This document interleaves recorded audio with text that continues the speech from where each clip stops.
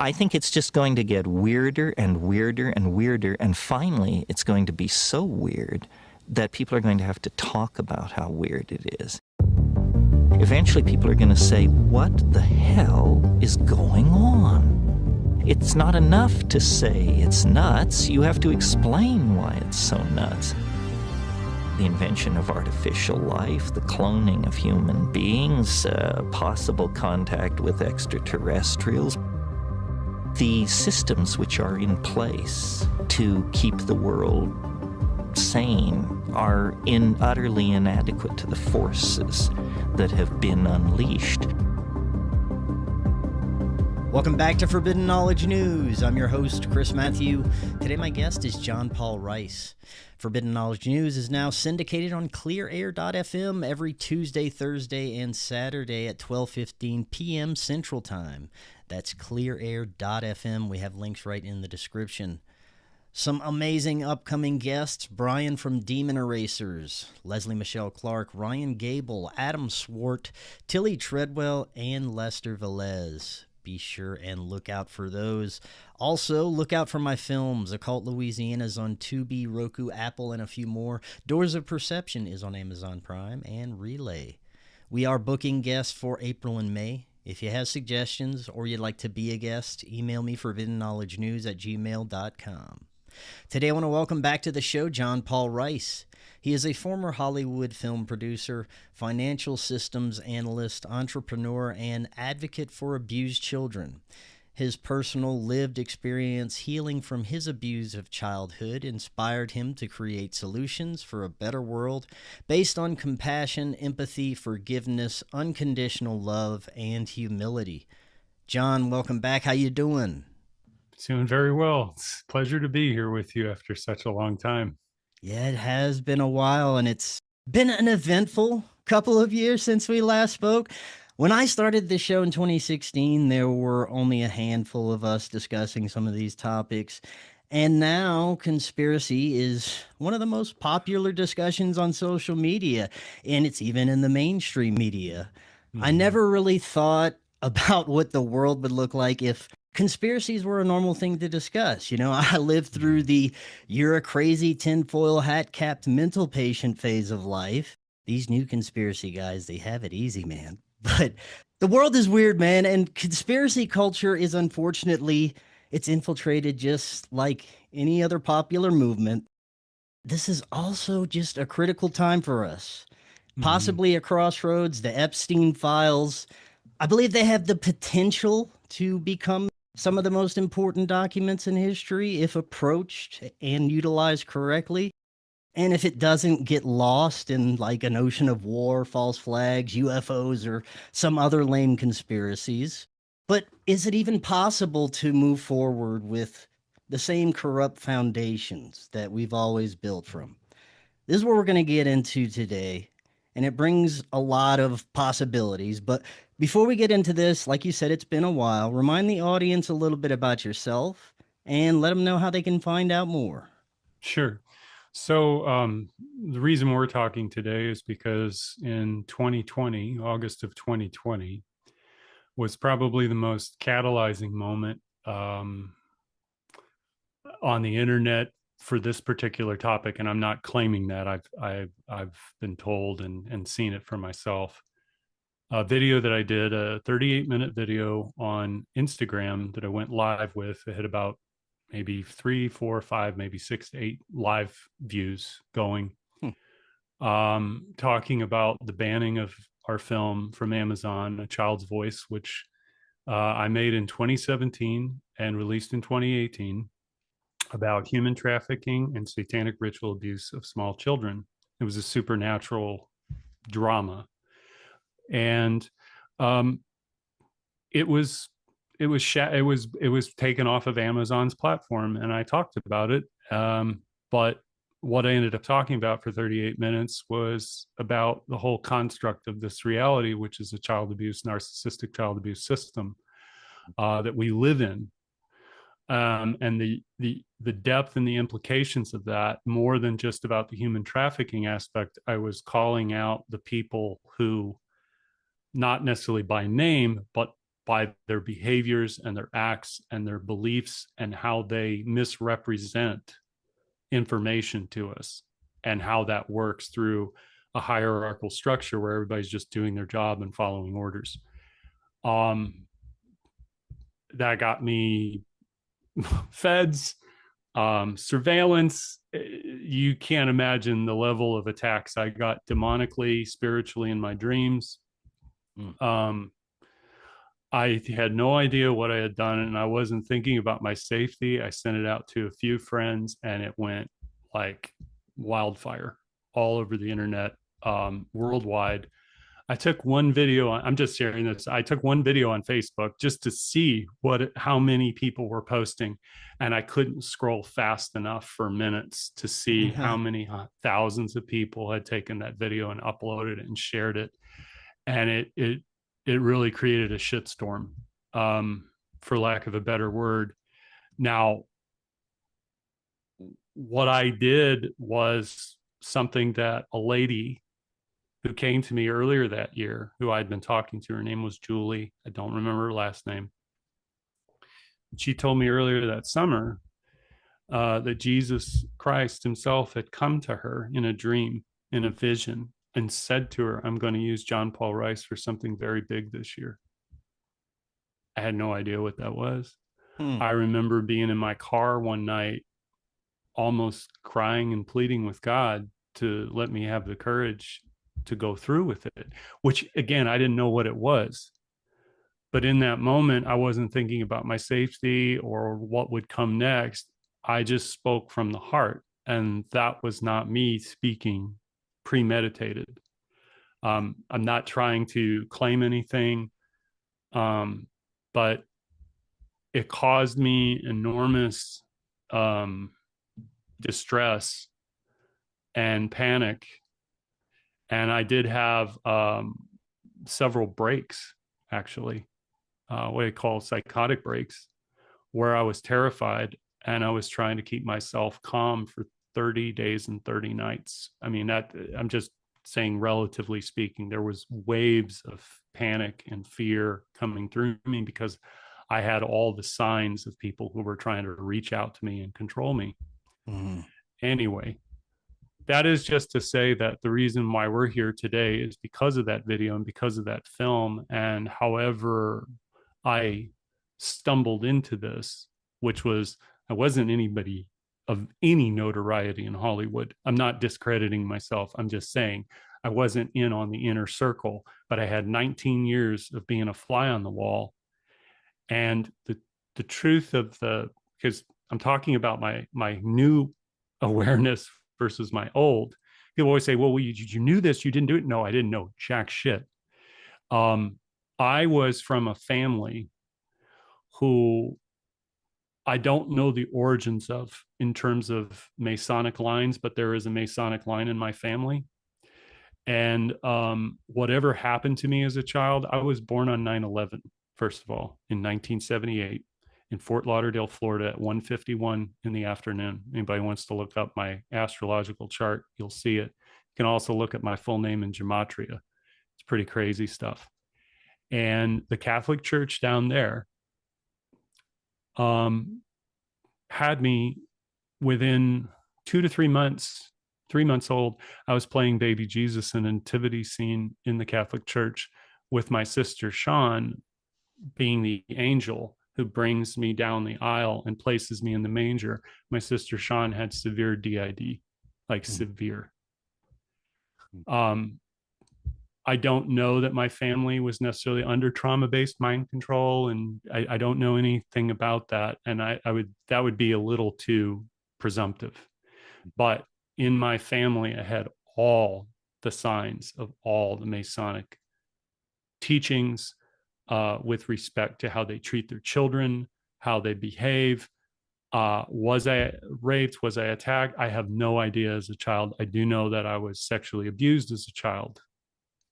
And I've been out of my body before. I've had recalls of near-death experiences in my later years where I convulsed and literally called to Jesus to come in, and a white light penetrated my skull into my heart, and all of my terror and fear left. This has all been within the last 4 years. Um, I'm I'm I'm wanting to be on your show to share this with your community as much as I'm allowed to, with respect to your show and them. What I've learned during this time about our humanity, our incredible creative abilities here that are all muted right now, our imagination, our creativity that has been hijacked and traded out for knowledge and service to power. I see all of this throughout history.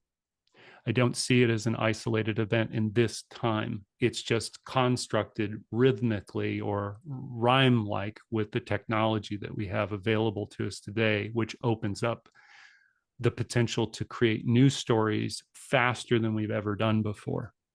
And that's really the difference, is that the density of our consciousness has lightened to such a level that we have within us all of this information, and yet we have not learned the ability to translate it into action yet.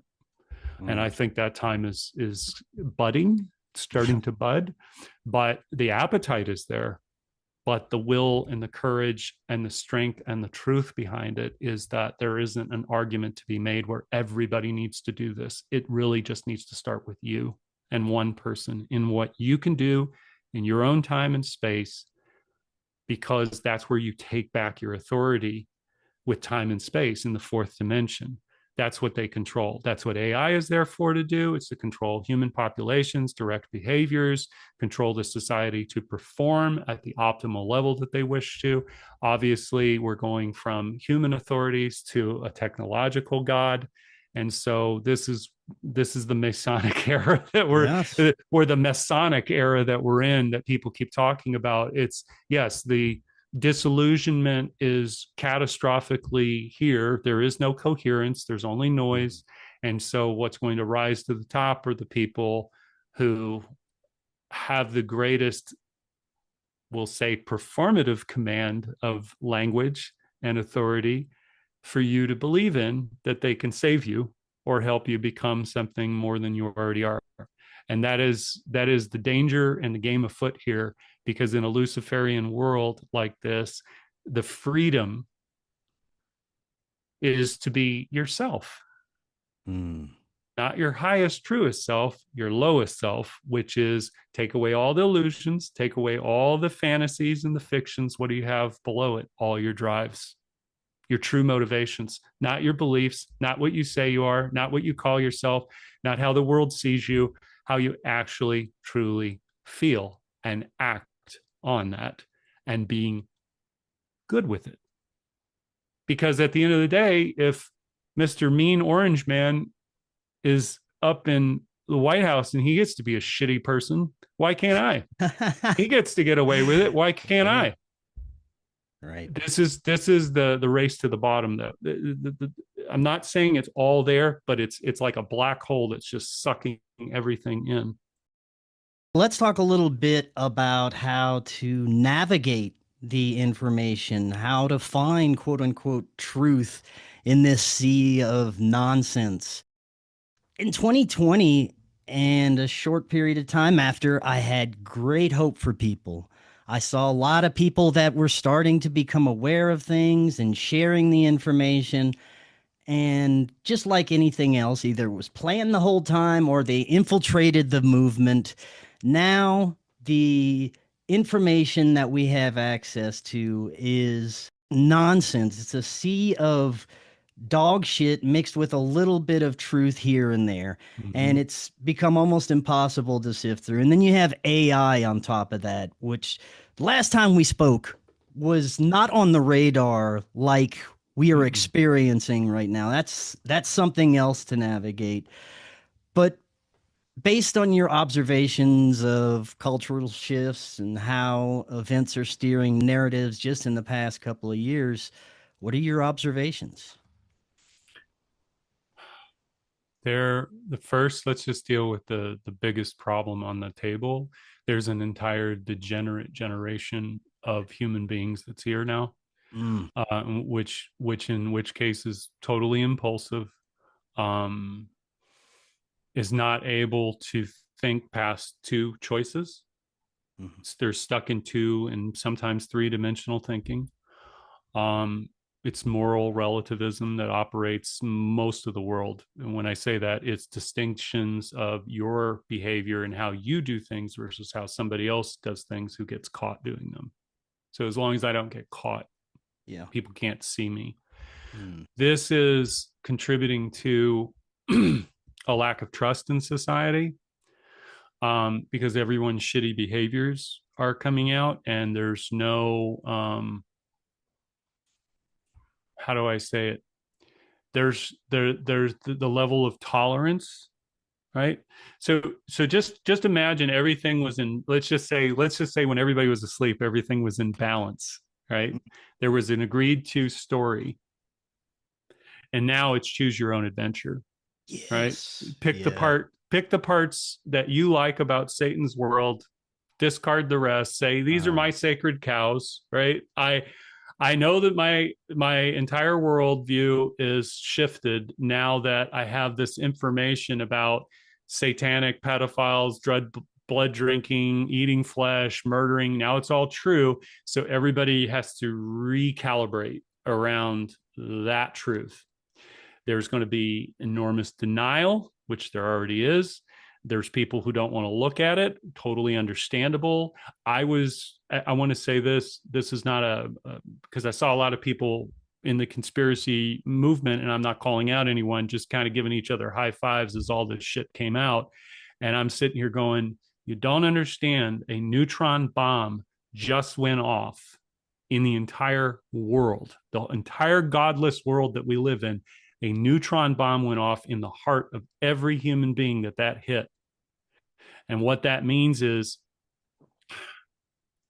how do you reconcile the nature of your reality with that knowledge?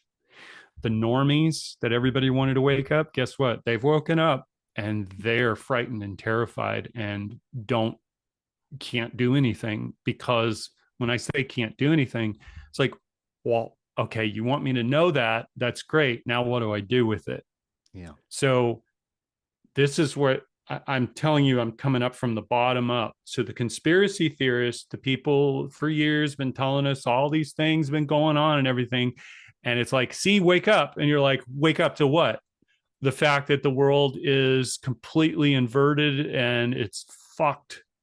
And we're supposed to then legitimize it? No. Okay, well then what's next? Well, you're supposed to sit back and watch the show. This is what we all talked about. Now it's go time. Okay, go time for what? Watching the world come apart at the seams, and literally they bring about the end of the world through a holy war, an unholy war between two satanic factions. Yeah. Right. So there's those implications, but then there's my life and how I can live it in the time that I have left as the missiles are coming. I mean, really, like, if you're going to go that far, just to flip the fuck out as to what is possible. And then you can say, well, then there's a galactic federation and there's these other, whatever they are protecting us. Right. Yeah. But I have no proof of that. Right. I can't materially go out and just say, so where do I find my hope, right? Where's my wellspring of the love and the peace and the joy that we're all supposed to be? You mentioned this degenerate section of humanity that seems to be growing right now. Yes. I look at the Epstein files and wonder if that is fuel for that fire, because it's such dark information that's being normalized and people are becoming desensitized to it. Does that add to, if the ruling class can do this, why not I'd go ahead and diddle some kids and eat some people? Well, it's very good you mentioned that. So yes, that's true, but they would still make a distinction. And this is what I saw between and I don't like to go down into this, but the right and the left. Okay. Mm-hmm. The right beats their kids, the left theirs. In the worst way possible. Communism, there's no boundaries. The right has unsafe boundaries, but they're reinforced. Okay. You will behave. You will get your act together. You won't be gay. Right. I'll beat that shit out of you. The other one's like, hey, whatever makes your family look great. right? If I can take a trans child and add virtue to my life and show that I'm a good, loving parent, even though I'm shit, I'll use that too. It's social currency. Okay. Mm-hmm. The right cares more about material gains than the left. It doesn't really matter at this point. It's fascism versus communism. Fascism is more targeted in its killing. Communism is more paranoid and broad. It's overcorrection for child abuse. That's all it is. And everybody gets to be shitty about how they deal with everyone else's perceived bad behavior. So when you say, does it give license to somebody? Yes. On the left looks at pedophilia as this: priests and straight men, white men. Okay. That's it. Donald Trump, Bill Clinton, the Pope. On the left, they're the compassionate group, minor attracted persons. I've actually read these threads from these people who do this stuff. Okay. Young people who love children the right way. They know I have a problem. They're getting therapy for it. I copied it one time, just screenshot it so that I could burn it into my head and go, holy effing hell. The distinction between that pedophile and your pedophile. This is why we have people go, my pedophile versus your pedophile. Your pedophile is worse than mine. It's like, holy shit. So for me, what this does is, for the people that had that, let's say, that part in them that was hidden previously, and an insertion of a new idea as it becomes, quote, normalized, what you said, right? We've become desensitized for it. Yes, you will find that there will be people in time who start to exhibit all of these behaviors, because the behaviors themselves are nothing new under the sun. It's just a matter of the right motivation to bring them out. Mm.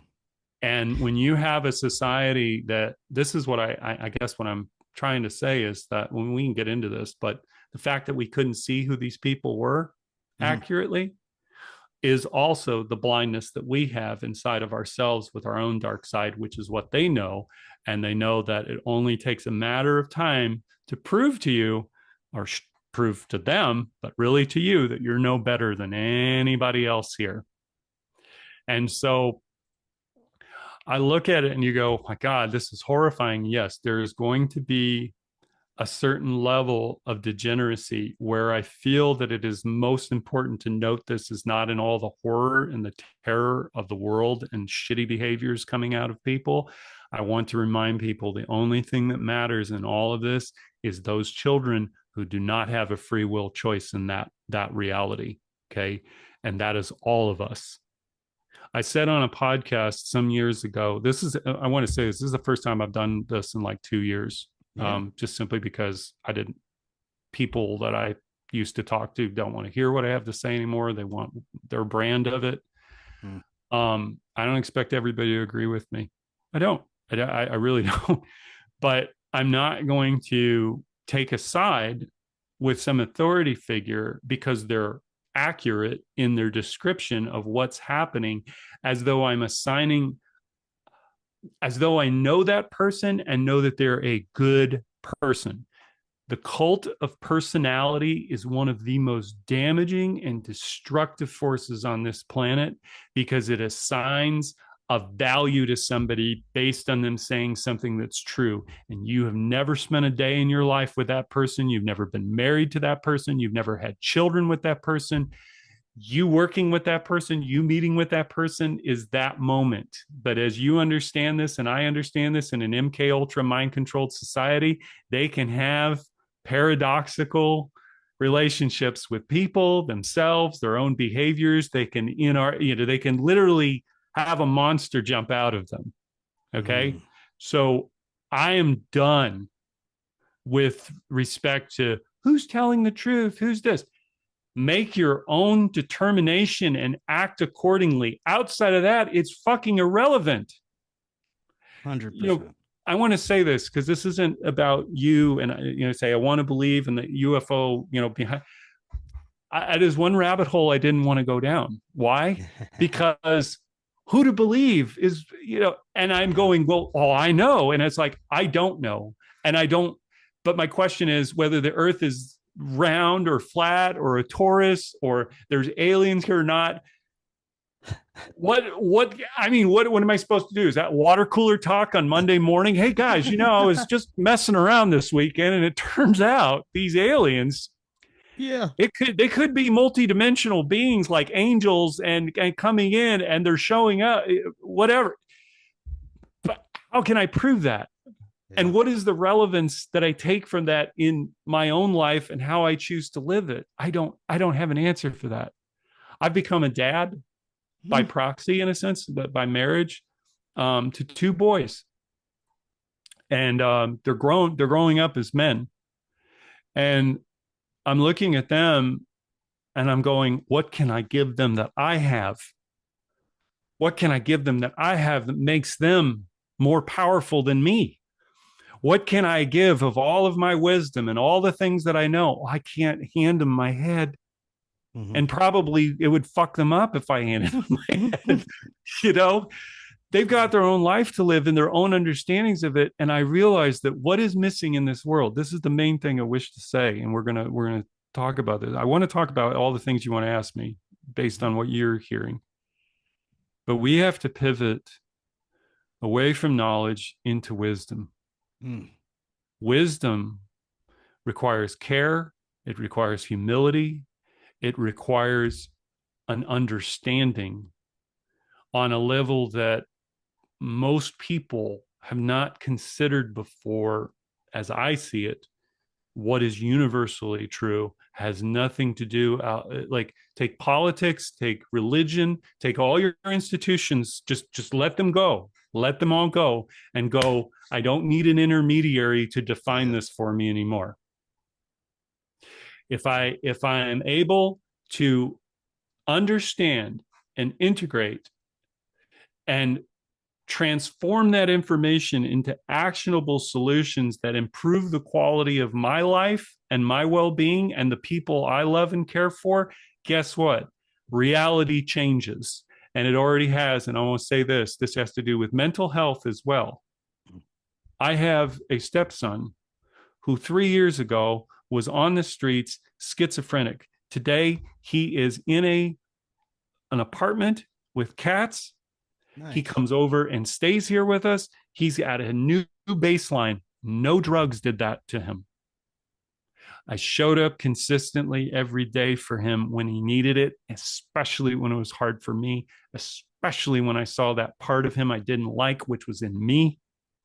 So what I started to realize is that all the parts of ourselves where we're angry, we're upset, we're afraid, we're scared, those are parts of our past that are unresolved now and cannot allow ourselves to break out of this mold so that we can think on a higher, deeper level, which has nothing to do with information. It's transfer of wisdom from the heart. The heart is what knows before the mind. The heart is what feels. The body, the heart, all feel before the mind even begins to interpret what has happened. And understanding, and you look at trauma-based events, nobody knows what happened. And we have a story that comes afterwards as we're recalling the parts that we can remember, but we never remember it accurately anyway. Yeah. So to me, it's like, what does all this mean?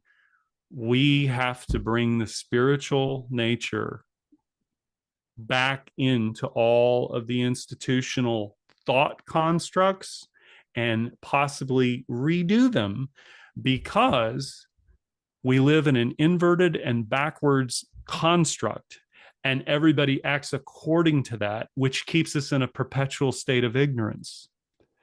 And the mass movements and what protest, no, there's none of that. If you start being it, it becomes real. That's how this works. It's not based on beliefs and everybody agreeing on a certain set of principles. If you live them and people experience them, they are true. Outside of that, you're in a fucking cult.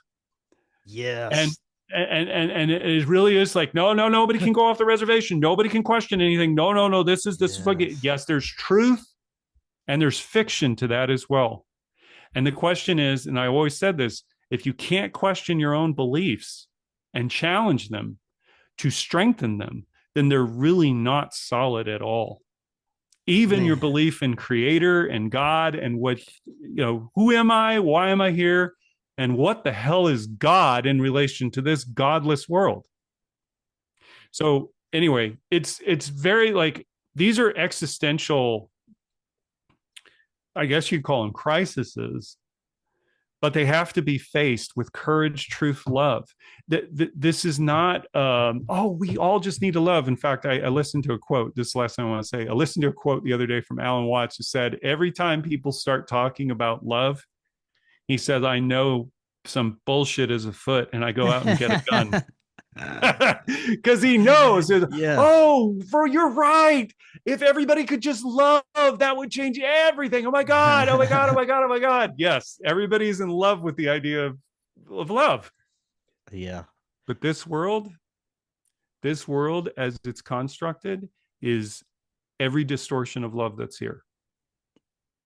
Every distortion of love and the chasing after it and trying to find love in whatever form it takes. That is what we're up against here.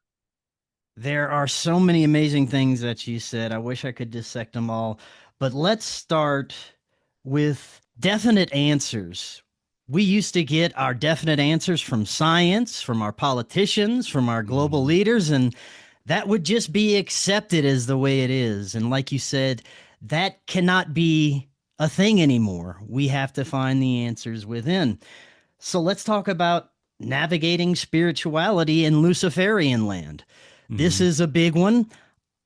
This is one of the most important parts of my journey, and I wouldn't have gotten where I'm at without exploring the crazier understandings and, like you said, having these experiences for myself so that I can know. I have come to the understanding that my path is to follow the teachings of Jesus Christ. That is what makes sense to me. It's the simplest understanding of any spiritual practices. And that is not saying that I am part of a religion, that I am a cult Christian, which there are so many of these now, but religion is a tough one to navigate. Spirituality is tough. We have these new age traps that people are falling into. The Gnosticism, we live in a prison planet and that's all there is. You'll be recycled as Archon food for eternity. Such bleak perspectives, but it also leads people to the Luciferian belief system, which is becoming the hidden abundant religion that nobody is understanding right now, that that's what they're involved in. And they're going to be bowing to an AI God soon, just like you said. But let's talk a little bit about how we can bypass all the Luciferian nonsense and find answers within. Yeah. Well, the most important four-letter word starts with a C, and it's care. And Mark Passio said this years ago, that care is the antidote to all of the deprogramming, deoccultism, because it doesn't require an argument. It doesn't require facts. It doesn't require a profile of a person, right? People feel and receive care. It is not an intellectual exercise of transactional relationships. So transactional relationships, I mean, this is not, I enjoy talking with you and being, but this is a transactional construct that we're in. We're exchanging information. Hopefully people are finding it valuable for themselves and what it means for them. But at the end of the day, no one is going to receive my care on this end outside of what I feel and what I express in my words and my voice, and how that is received on the other end by the person listening. So practically speaking, we need training wheels, basic 101 life courses. And when I say this, I don't mean like all this, like, what do I do? It's like, we need adults. We need parents who can hear with a third ear and see with a third eye what's really being said between the lines. We take literal fact or literal dictation and presuppose that's the absolute value and meaning. When they say in the Bible, it's the word of God here. Well, the word of God is really contradictory. If I take the Old Testament and the New Testament, it's like, hey, you know what? Abraham having that vision of God coming to him, telling him to kill his child as a loyalty test. And then the angel comes in. Let me just explain this to you and why Jesus said all of these people were effed up. Yeah. Because if that was my neighbor, I'd call CPS and 911 and the police immediately. They're like, oh, that's great. You had a conversation with God. God told you to kill your only child, but then an angel came in last minute, saved the day.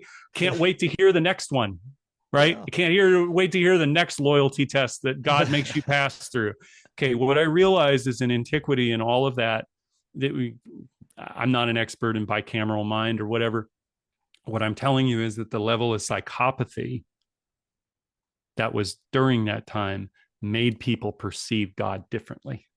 Yes. And that's why when Jesus comes, he's the whole full human being who has the balance between the left and the right hemisphere of the brain and the forces within him and the divine masculine, divine feminine.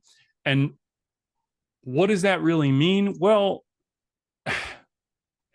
it's living in harmony with yourself. It's the parts of yourself, like this world teaches you to hate yourself in ways that are not consecrated as fact, like hate yourself, like dictate, but in the way that you're made to feel in relation to your value to power and authority. You are less than, less capable, less educated, less privileged, less this. And Steve Jobs says, Jesus, guys, when he was, again, I'm taking his words, not taking him as a saint. But he said, everybody out here is pretty much no smarter or more intelligent than any of you all have ever, like anybody has ever lived. They figured out how to jive and speak that jive. And they created their own culture and their own language and their own belief systems and authority. So we're getting to the answer, which is you're going to have to start small. Instead of trying to go out there big and put the whole ocean of information together and say, this is the reality of all the proof and truth that we ever, lived under, and it's all a lie. Okay, what's real? Yeah. Does it really at this point, and I'm being really certain about this, does it really at this point matter what happened in the past or where you are today? And with what you know, and what you can do with that information is your key to power. What I mean is power, taking power back. We have consented all of our authorities away, contractually, consenting. All that needs to be done now is go, okay, I'm like Corey Feldman, Mouth in Goonies. Yeah. He's saying, this one right here, this was my dream, my wish, and it didn't come true. So I'm taking it back. I'm taking them all back. That's the truth. Take back all of your wishes and your dreams and make them real as they can be. That is going to change time and reality and shift it, and it will not happen all at once. Not everybody's going to go up to 5D. 5D requires you to have ethical, moral, do the right thing when it's hard, when everybody says no, everybody tells you you're wrong. That's the hardest part. And where the line is between that and Luciferianism is when you decide to go it alone and do what you want to do and not give a shit about anybody else. There is a truth and a lie to that. You shouldn't care about what anybody thinks about you except the people that love you and care for you the most. That's it. The rest of the world, my God, on my videos, some of them, this guy knew for 20 years and he didn't say that he's one of them. Like just because they've woken up into a world where they don't feel safe and somebody should make it safe for them. I totally understand that, but they don't understand that. And I can't have the same kind of conversation with them. So this is really going to come down to, let me just pare it down to, I know I'm kind of shooting all over the No, place, you're doing great. but I'm trying to come at it from different angles. You can be in a conversation with somebody, but not be in the same conversation. In other words, the two of you are having two totally different conversations, even though you're talking about the same thing. And if it really gets to an impasse where it's not like, okay, I can't take any more of that, but it's more like, no, you're wrong, you're wrong. It's like, that's fine, I'm wrong. Somebody who needs to tell me what I'm doing wrong and shame me and guilt me to correct me is not my friend. They don't give a shit about me. They don't care about me. I've had people in my life who, hey, John, how you doing? Everything okay? Yeah. Suddenly, I went from being a hero to a real human being. I don't have that many friends anymore. I have that many. Yeah. Okay. All my contacts, all the people in my phone, all the people I've talked to all over the years, everybody, the band is breaking up, man. Let's just be real. The band is breaking up, and everybody is making their construct of reality. This is no different than anybody who's ever lived, according to what they believe is safe for them to believe and know and live by. Because to insert something that is so scary to someone that, I mean, the Epstein stuff, okay, we could talk about that for days. I put that aside after a while because I was like, I already knew all that shit. I don't need to go back into it. Right. And it re-traumatizes me every time that stuff comes up. Only because more Satanists start following me or want to. I had to close my accounts, make everything. Yeah, it just it's problematic, and because I know the curses that have been put on me. Yeah. And I'm protected at the same time. So I look at it and I go, let me just explain, being very practical, like John Paul Rice's life. He was a single man, and his life has completely changed, and he's lived on the edge of poverty for 4 years, trying to do everything he can. I had 6-figure income. I was outside of filmmaking. I had a banking career of 13 years where I tripled my salary and got promoted 6 times in 11 years. I've created solutions in companies that are COO level, $700 million revenue streams. Okay. For multi-billion dollar portfolio, just using my mind. I can't get a job anywhere because my name is out there online. The moment they do a background check and they go, oh, fuck, this guy's a whistleblower, he's a Boy Scout, he's where we can't have. Anywhere there is duplicitous behavior, you have the only people that hired me were the people that abused the shit out of me because they, oh wow, you're in Hollywood and you know all this stuff, and they want, there's like a mystique to that, right? So I had to put all of that aside. Most of the people in filmmaking I'm not really interested in working with. A lot of them just flat out narcissists that they want you to produce their movie for them or whatever you can add. Oh, it's even the ones that are independent, even the ones that are in MAGA. I don't have, and this is not a blanket statement about all of them. It's just I haven't found the crown jewels. Yeah. And people want what they want. And this kind of goes back to the lack of imagination and creativity that we have basically, and we can talk about university and all that stuff. That's an MK Ultra mind control program. Yeah, absolutely. MK Ultra is all through the university systems. It's through our media. I'd say at this point, it's an MK Ultra mind controlled society gone haywire. Yeah. Everybody is playing a role, in a scripted role, in an avatar. It is Westworld. I mean, it's just, you could use all the metaphors to describe it. So how do you play a non-NPC character? Yeah. And I had to learn how to become an adult. I'm going to tell you this. This is probably more than I expected to say today. So Diane is the lady who went bankrupt, rescued me from a pedophile, from a psychopathic pedophile that I was under the control of for 20 years. She went bankrupt, getting me away from that man. And I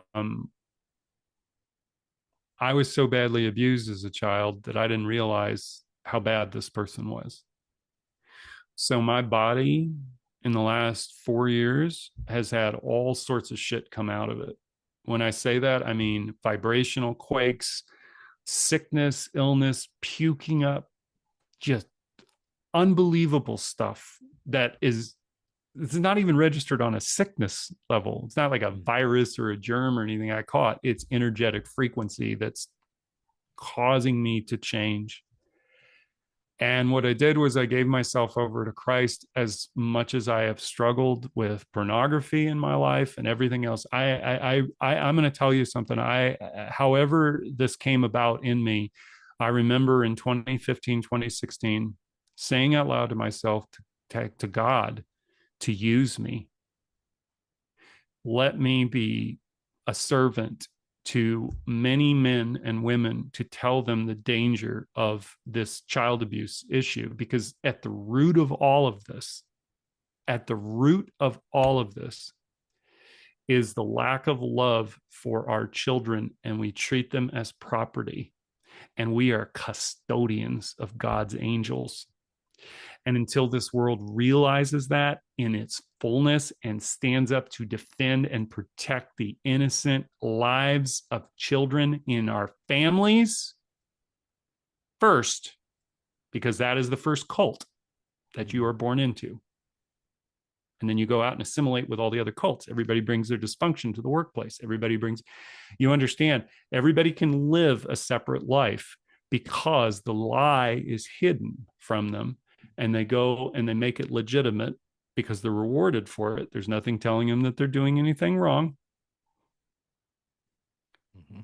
We are shooting children out of cannons on trajectories that they cannot maintain. And the generational war is here, when all these young people are going to go, you told me I needed to go out and do all this shit and make this legitimate, and look at this shithole that we're in. Fuck you. That's going to happen. It's already happening. Yeah. But it's going to accelerate. This is what I know this is all sounding bad, but we are going to, like, what I'm trying to get is that these are the realities that are in play here. To the scope and degree and how much you see of them or how little you do or dismiss, it doesn't matter. It's here. It's here. If we're to live like gods, and when I say that, I mean in a very narrow Sermon on the Mount, Matthew, okay, the Beatitudes, and then the Sermon on the Mount. It's a very narrow path. Most people don't like that passage in the Bible, because it's literally saying, yes, when you look at a woman with lust, you've already cheated. Mm-hmm. Gouge your eye out. Well, that would mean everybody, of course. Of course, because it's a hidden thought. Mm-hmm. And it's a hidden thought from everybody else but you and God. So what's in here? This is what's real. This is what matters. What you do matters. How you will be judged in history is fucking irrelevant. Yeah. because history, as people remember it, and as people want to ascribe events to the reasons why things happen, they're not looking at the butterfly effect. They're not looking at the quantum level reality that's going on. They're looking at events that have been, we could say, concretized or whatever. It's basically just like, oh, this is why. There's the Charlie Kirk shooting to this, and then the Civil War. Oh, yeah, those were the things that caused all that bullshit. Those were catalysts. Yeah. Those were catalysts, but they're not the event that caused the whole world to change. The world is always changing. The world is, we are always changing. New ideas, new feelings, new perception. You are not the same person you wake up. Every day you wake up a different person here. Everybody said that. It's not, but that means that you have the power within you, within the smallest nascent unitary forces of God in you, to make an impact, to be something other than what you knew previously. Where we are today is everybody thinks they know, but they really don't. It's just a theory. Mm-hmm. And that theory will be tested. And when that is tested, you will become what you truly are, meaning what's underneath all of the surface is going to rear itself to be true in terms of if you really are who you say you are. And that's not going to be something anybody's going to be able to judge. It's for those who experience you and what your beliefs are. Anyway, I'm going to pause there because I think that you have some questions or maybe some more. Yeah, this is great. We're definitely have to get back on soon and continue this discussion because you're making some amazing points here.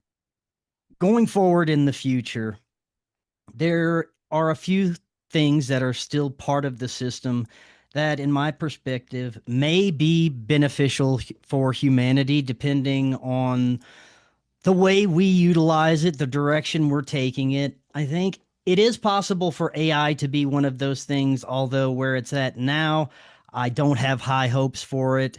And there are too many of those narcissistic, self-serving people out there who are using it for the wrong reasons. But it has the potential to do good for humanity.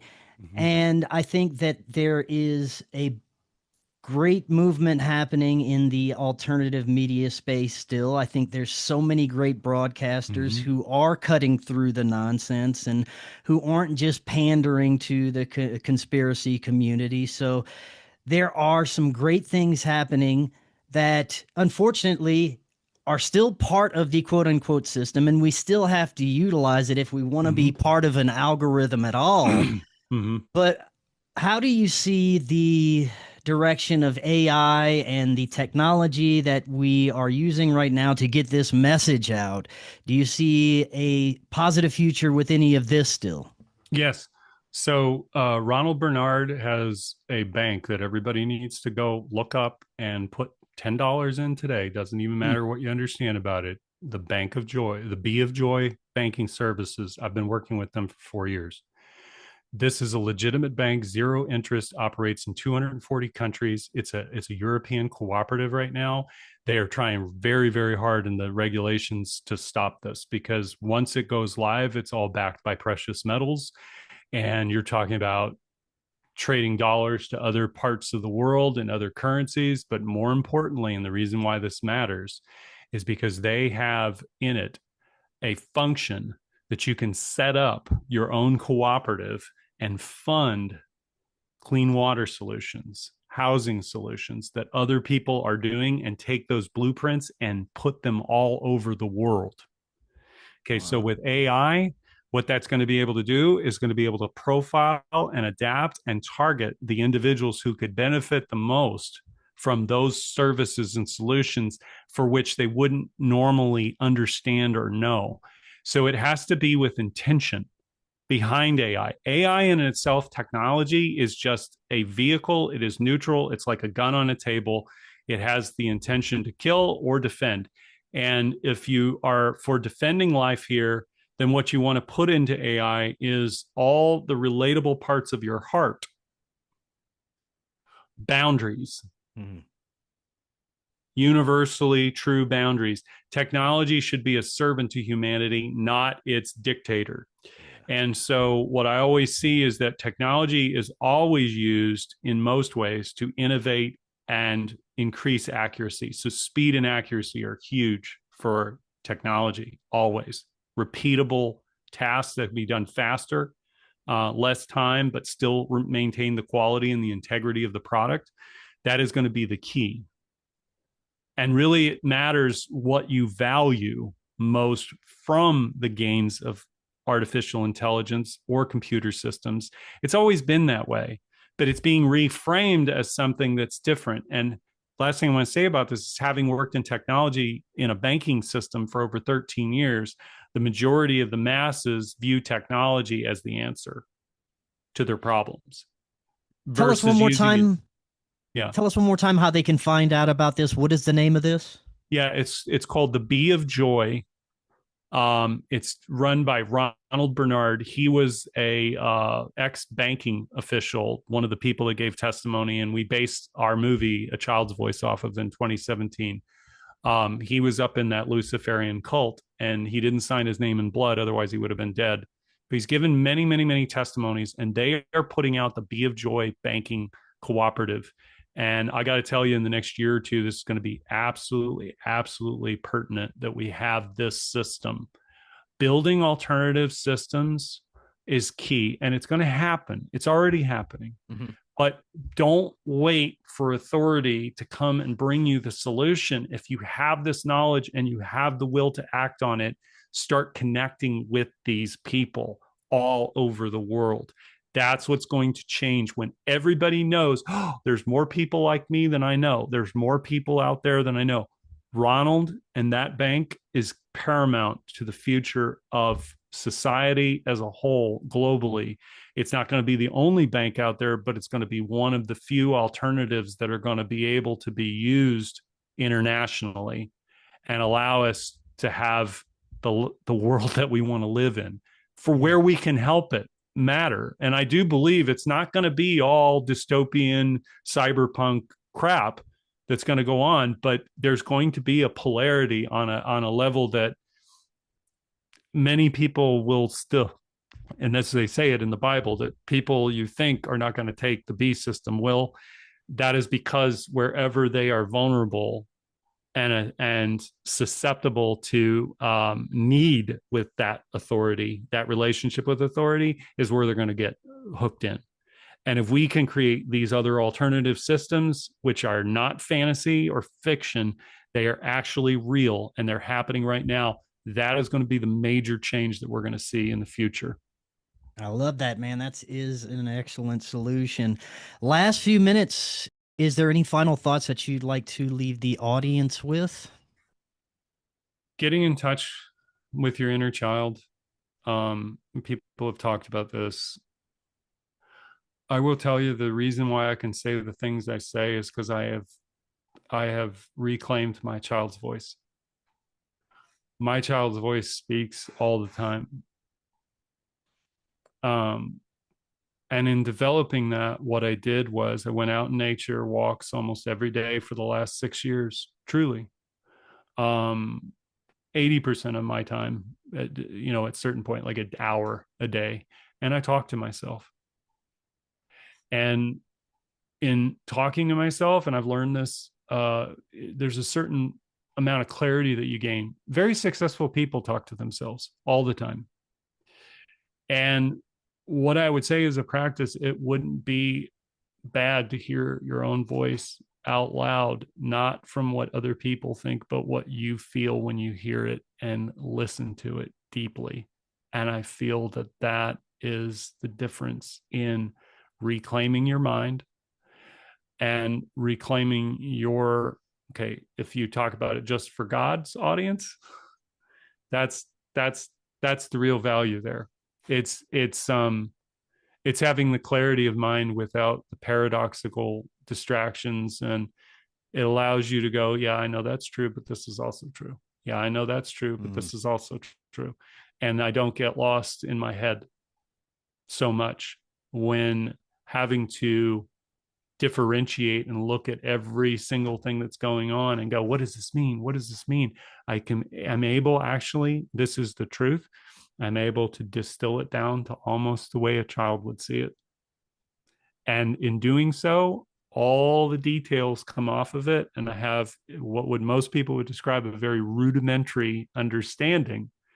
But in truth, I'm able to see the machine and the functional relationships without having to go into all the details and all the delineations. I can see, here's how it starts, here's how it evolves, here's where it flips, where it changes, and where people still call it the same. But I don't have to go out there as an intellectual exercise anymore and do this. It's practice. It's just practicing.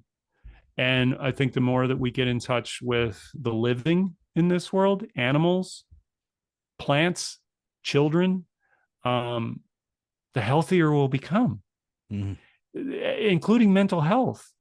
This is a fact. You take schizophrenics out of the hospital, out of their treatment center, put them in nature with horses, 50% symptoms just. Wow. Why aren't we doing that? No, because there's money to be made in drugging people and classifying. Let me just say this. This is the last thing I want to say. The delineation in mental health is two things: psychopathy and schizophrenia. They're enjoined by paranoia, but who can tell the truth? Who can tell you the truth? Psychopath or schizophrenic? Schizophrenic can be batshit crazy, but they're telling you the truth. Right. Who is healable? The world is healable. And with care and consistency, delivered and given freely, you change the world. Those are the miracles. Otherwise, we rely on technology to guide our brains, to artificially support us, keep us up and alive. And there will be people who see technology as the miracle source. Just believe me, they will. But the miracles I'm talking about are not going to be believed at first, because when people see them, what I'm talking about is the wait a minute, this boy over here had schizophrenia, and I didn't tell him he was not going to be schizophrenic anymore. I just had to do and act and care. Watching someone who was me in the past, who had no one, I had to become a father to a person that I never had I never had a father, not in the real way. So I had to become a dad to somebody that I've never been biologically assigned to, and moreover, had to confront all of the things about myself that I didn't like about myself, that I felt and then I saw in him was doing, and I condemned him for it, got angry about it. His mother said, "John, that's not my boy that you're seeing. It's not the one I know. And he's you." And I broke down and I wept, because I knew it was true. I am my brother's keeper. I have to be the person that I've always been and always wanted to become, in ways that I didn't expect. And if there's one thing to be said, this is the last thing I want to say. This story that we're all in is like Field of Dreams. He heard a voice. He didn't know what it meant. He acted on it insanely. And then he's told, go the distance, ease his pain. What does that mean? He created the miracle, which was the moment he wanted. This is why all of us cry. That one moment with my dad again, playing catch. And he brought heaven to earth because he followed a voice that he didn't understand. I believe that's true here. I really do. And in our inner voice, when it speaks to us, we should listen to it and not ignore it. Because when we do ignore it is when trouble begins. When we think we know what we're doing, or think we know what's best for everybody else, that is when we're all in hell together. And the hell is just simply this: the food is abundantly everywhere, and yet everyone is starving. Yeah. And I want to live in a different world than this one, and I'm going to fight till my last breath that I can see something new come into focus here, because I believe it's only a matter of time. Speaking of abundance, there is such an abundance of positivity in this discussion. I love this. I needed this so much, and I'm sure there's members of my audience that are going to need to hear this as well. So thank you so much for this. Is there any way that the audience can find out more about you? What's the best way? Make It Real JPR. So like John Paul Rice, but Make It Real JPR. Instagram. I'm on Telegram. I'm also on pilled.net, which is something I would encourage anybody to look into, of broadcasting on. There's a good engaged community there. And I'm just, I'm doing my thing. We'll see what happens in the future with respect to projects and everything else that I do. But I'm on social media on those places, and also on X sometimes. Excellent. John, thank you so much. We'll definitely be doing this again. Until next time, everyone, have an excellent evening. We'll talk again tomorrow. See y'all then. Hello, friends. I am so excited to tell you about Independent Media Token. Independent Media Token is a brand new way to show your support for independent media without having to donate a dime. Independent Media Token is a cryptocurrency on the Solana blockchain designed to generate funds to promote and foster the growth of independent content creators, allowing them to engage in their art without having to worry about being demonetized. Through a network of media partners, of which you yourself can become a part of, Independent Media Token's goal is to ensure the powers that be can never cut off all of our areas of funding and censor the only free voices left in the world. Join the movement today. You can pick up Independent Media Token using Phantom Wallet or the Solana wallet of your choice, where you can easily swap your Solana for IMT. Grab some IMT today and remember to always know your team. To learn more, visit independentmediatoken.com or use the link right in the description. Are you and your family prepared for an emergency? Maybe the fake alien invasion? Now is the time to prepare yourself and your family for any event. Check out Prep Starts Now. Their mission is to provide high-quality preparedness products that empower individuals and families to be ready for any situation. They're committed to delivering reliable, trusted gear to ensure your safety, security, and peace of mind in times of need. Their product selection is carefully curated to provide you with the essential gear you need to stay prepared. From emergency kits to tactical tools, every item is chosen for its reliability and practicality. Prep Starts Now understands the importance of family, and their goal is to equip you with everything you need to build a solid plan for your family's preparedness. In today's ever-changing world, being prepared is more important than ever, and Prep Starts Now is here to help you and your family stay ready with quality products and practical guidance. Use the link in the description and get 15% off your order. Watch Doors of Perception now on Amazon Prime. We live in an incredible age of information. More and more, we're discovering that we've been lied to and misled about much of our human history. Cory Hughes is providing profound revelations about World War I, World War II, the JFK assassination, Martin Luther King's assassination, and much, much more on his new Substack, Bloody History. Subscribe now for as little as $5 monthly. Just click that link right in the description to get started now and learn about our